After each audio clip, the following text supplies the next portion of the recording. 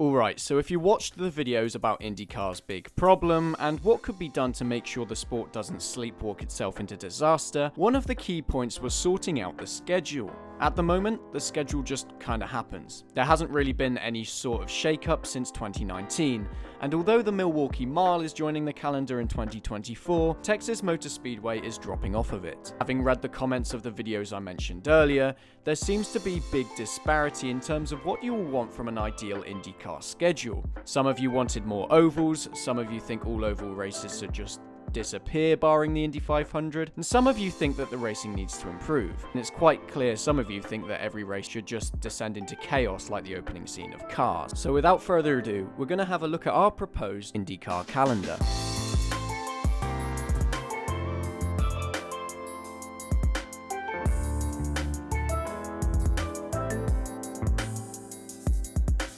Just a quick note then before Dylan takes us through this wonderful calendar. It's a 22 race schedule that's reasonably realistic, but also not realistic at all. It's a good mix of super speedways, road courses, short ovals and street courses, considering the nations and target markets that IndyCar should take advantage of.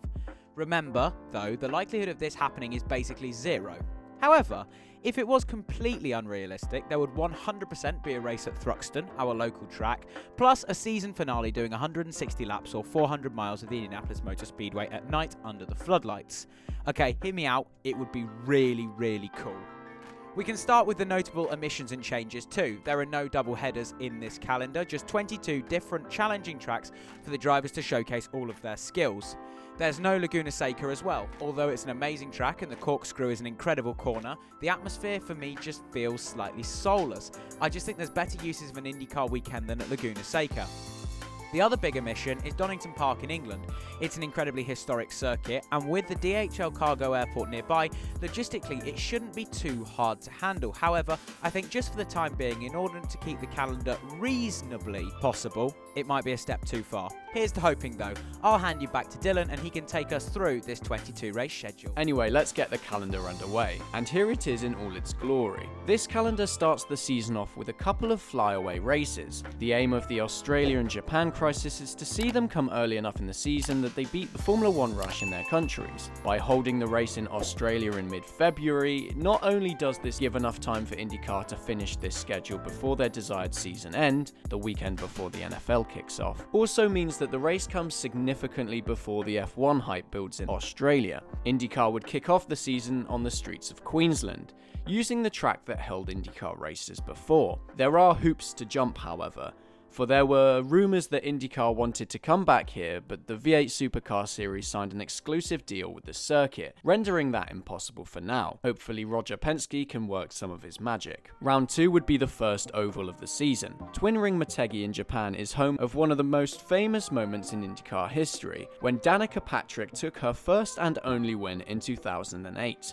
Returning back to the 1.5 mile oval in Japan would be a welcome return for the series, and fans alike, as well as for engine manufacturer Honda. We'll then go to Florida for the first round in the USA. St. Petersburg, Florida has held the opening round for the past 2 seasons, and will do so again in 2024. The chaotic street course provides great action and would be a good way to get the season going stateside. Next comes Barber Motorsports Park, which would hold the first road course race on the calendar. Whilst not the most exciting track, it's a terrific one to showcase driver skill, and the atmosphere there is great. From there, I'd like to see Texas Motor Speedway return, as the race in 2023 was simply unforgettable. It's important that the rookies especially get opportunities on super speedways before Indy, and this is where I'd slot Texas in. After Texas, it then seems logical to go to Mexico. I had considered going to Pato Award's home city of Monterrey, but felt a race around the Autodromo Hermanos Rodriguez would be a better alternative in the short term. Next comes IndyCar's second most prestigious race, the Grand Prix of Long Beach, slotting in right before the series sets up shop in Indianapolis for the month of May. The month of May would of course take place in Indianapolis. I'm not the biggest fan of the Indy road course, however it does serve its purpose on the calendar. It's a low-cost event to run, and use of Indianapolis Motor Speedway is good as well. I'd also slot in the Indy Open test a week just before this. The least surprising thing about this calendar is that the Indianapolis 500 would take place on Memorial Day Sunday. It's a tradition that's happened every single year barring 2020, and there's really no reason for it to move. It would serve as round 9 of 22, making it a key race not only because of the prize that it possesses, but also in how the season would shake out. The next part of the schedule is about grouping races in logical ways so that there's minimal travelling involved. If we are to have a longer season that ends at the same time, it requires both starting earlier in the year and being sensible about what races go where. For example, post-Indianapolis, IndyCar normally goes straight to Detroit. However, in this calendar, we'll go to Mid-Ohio Sports Car Course before heading north to Detroit and then Toronto, Canada.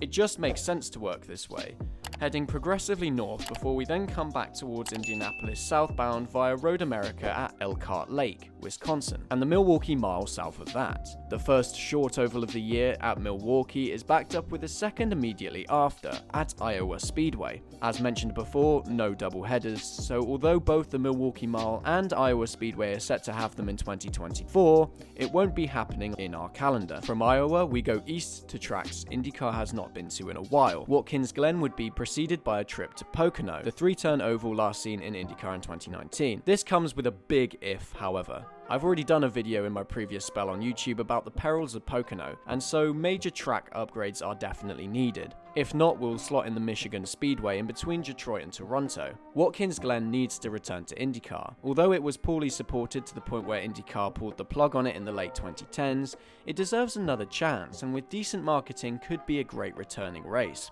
Plus, the northeast of the USA definitely needs a race. We'll then go to Portland via Gateway to the West, Worldwide Technology Raceway. These are two staples of the final stretch in IndyCar in recent times, and there's no reason as to why either of them should disappear. A couple more flyaway races to round off the year before we head to Nashville. A race in Argentina is a must, and the best place to go would be the Autodromo Termas de Rio Hondo. With Argentina being the largest IndyCar market outside of the USA, it's imperative to think outside the box and go there. Before heading to Nashville, we'll stop off on the streets of Sao Paulo, reusing the venue which was so successful for IndyCar in the early 2010s. Making the most of Brazil needs to be a priority for the series, so that's what we'll aim for in the penultimate round of this calendar. And finally, a season showstopper in Nashville. It's funky, cool, and a unique way to round off an ideal calendar. But what do you guys think? Let me know in the comments down below. Also, have a go at me if you don't agree with any of the points I've made in this video, and I'll be sure to have a civil argument with you in the comments. But if you enjoyed, please remember to subscribe to the channel, and I will see you all in the next video. But until then, take care guys, thank you very much for watching.